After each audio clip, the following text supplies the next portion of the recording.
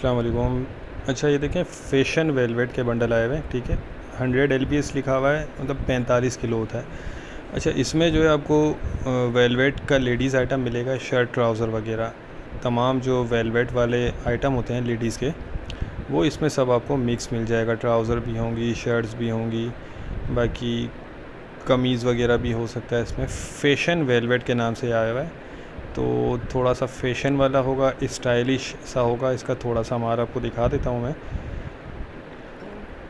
ये देख रहे हैं आप माल, ये सारा शाइनिंग वाला है, साफ़ सुथरा। और ये देख लें, ये इसमें शर्ट वाली बटन वाली शर्ट्स भी होंगी और टी शर्ट स्टाइल तमाम चीज़ें जो है ना मिक्स होंगी।